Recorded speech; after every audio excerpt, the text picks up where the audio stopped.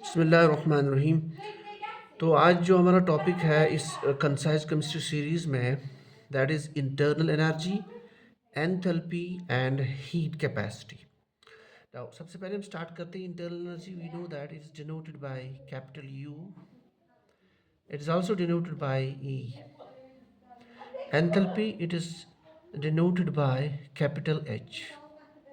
Now internal energy का मतलब क्या होता है? किसी भी सिस्टम में, किसी भी बॉडी में जो टोटल एनर्जी होती है, total energy that we normally called as the internal energy. ठीक, टोटल एनर्जी। उसमें काइनेटिक एनर्जी भी हो सकती है, potential energy, kinetic energy, potential energy और translation energy. So the total energy is called as the internal. लेकिन अगर आप टेक्निकल अंदाज में देख लो जिसमें क्वेश्चन आता है, that is the energy of system or heat content of system at constant volume and temperature। Main है इसमें कांस्टेंट वॉल्यूम। लाइकली अगर आप किसी भी सिस्टम या किसी भी बॉडी का हीट कंटेंट मेजर करेंगे eight constant pressure and temperature, so that is basically called the enthalpy. So this is the heat content or energy content of system at constant volume, and enthalpy means the measurement of heat content of any body or energy of any body or any system at constant pressure. Now internal energy को measure करने के लिए एक instrument है हमारे पास, that's called as the bomb calorimeter. ये important है, बॉम्ब कैलोरीमीटर। बॉम्ब कैलोरीमीटर का वॉल्यूम कांस्टेंट होता है, ठीक है, very important. Since bomb calorimeter का वॉल्यूम कांस्टेंट होता है, so this can not be used to measure the enthalpy. Enthalpy measurement के लिए एक कॉमन इंस्ट्रूमेंट है, that is basically called as the coffee cup calorimeter. So this is the measurement. अगर हम अब दोनों का कंपैरिजन करेंगे, so your enthalpy is related with the internal energy by this relationship. ठीक, H is equal to U plus P. इसका मतलब the value of enthalpy is more. क्यों? क्योंकि एंथैल्पी, जब हम एंथैल्पी की बात करेंगे, that mean the heat content of system at constant pressure, that means it involves pressure volume work also. That's why H is greater than U normally, generally. Now we know that we cannot determine the internal energy and enthalpy of any body, but we can determine the change. तो हम यही relation लिखेंगे, delta H is equal to delta U plus P delta V. So this is the relationship between change in enthalpy and change in internal energy for any chemical reaction or any system. Now जो question आता है वो कहाँ से आता है? Sometimes आपको कोई केमिकल रिएक्शन दी हुई होती है, and then the question has been asked, will be asked that what is the relationship between H and U, or whether H is greater, this change in H is greater than change in U. For example, एक reaction लेते हैं हम, we have a reaction, let's say benzene, combustion of benzene. Benzene is a liquid, so then we have the combustion means in presence of oxygen. Oxygen is a gas, so it gives us carbon dioxide and water. So this is a chemical reaction. We know water is a liquid, carbon dioxide is a gas. इसको अगर हम थोड़ा सा balance करें तो then we'll get 6 here, and then we'll get 12 here and benzene 2. ये chemical reaction है। इस रिएक्शन में हमें बताना है कि एंथैल्पी और इंटरनल एनर्जी चेंज के बीच में रिलेशन क्या है। तो आपको काउंट क्या करना है? अब देखिए, P del V that is equal to delta n R T. अगर आप गैस इक्वेशन यूज करेंगे तो इसके बदले आप लिखेंगे डेल्टा एन आर टी और इसको यहाँ पे लेके जाएंगे।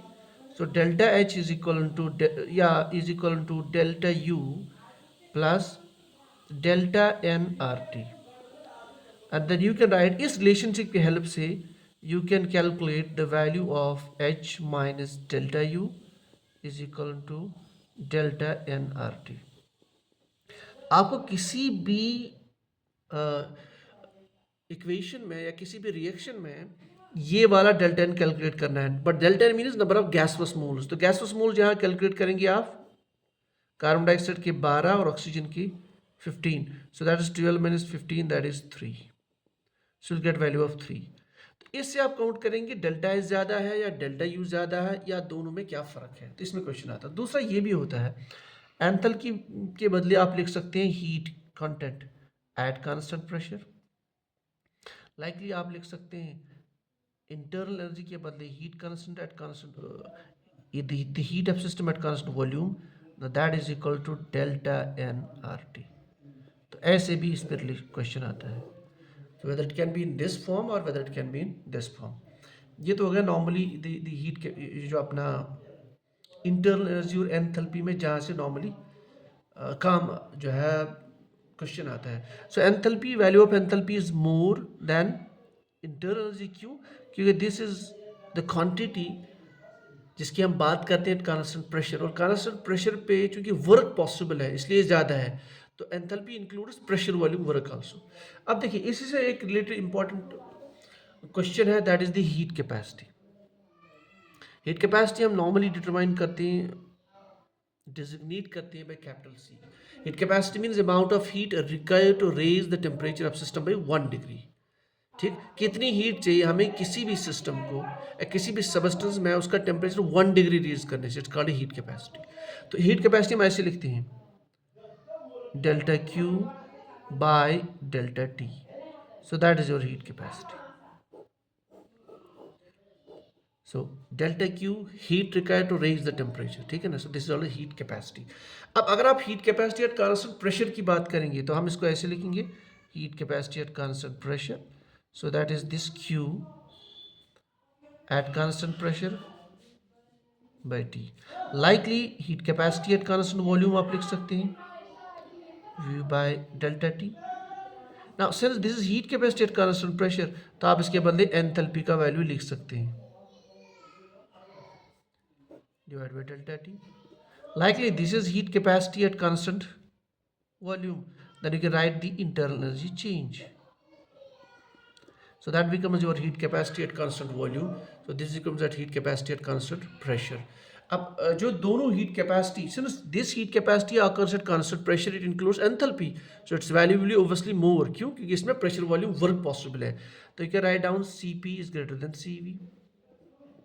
और दोनों के बीच में अगर रिलेशन आप ढूंढना चाहें तो that is Cp minus Cv is equal to R। ये हमें याद रखना है, this is called as Mayer's relationship, Mayer equation और मेयर रिलेशनशिप।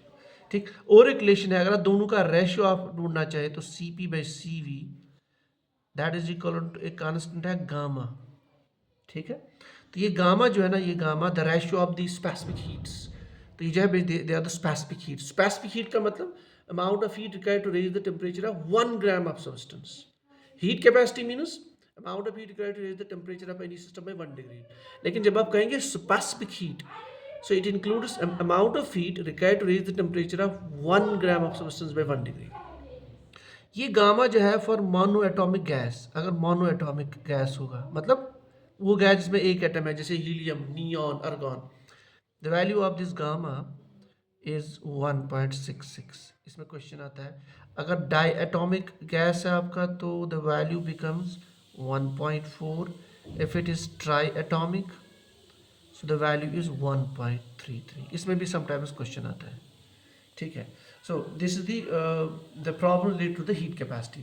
अब इसमें heat capacity में आराम से आप, ये तो हो गया heat capacity में यूनिट, इसके बदले आप जूल लिख सकते हैं, इसके बदले केल्विन और डिग्री सेंटीग्रेड आप लिख सकते हैं, तो you can calculate the unit. If it is specific heat, तो स्पेसिफिक हीट को आपको कुछ नहीं करना है, you have to simply write down per mole also here, so this becomes joule per degree per mole or per gram, that becomes the unit of heat capacity। अब आते हैं लास्ट पॉइंट पे। लास्ट पॉइंट पे जो water की heat capacity है, water is the highest heat capacity and the value is 4.186 joules per gram. ये है वाटर की heat capacity. So this is the amount of heat required to raise the temperature of 1 gram of water by 1 degree. ठीक है, तो ये आज का जो है हमारा टॉपिक था। तो इससे related questions mostly will get one problem at least in your exam. So I hope I have tried my best to sum up this within this less amount of time, so thank you।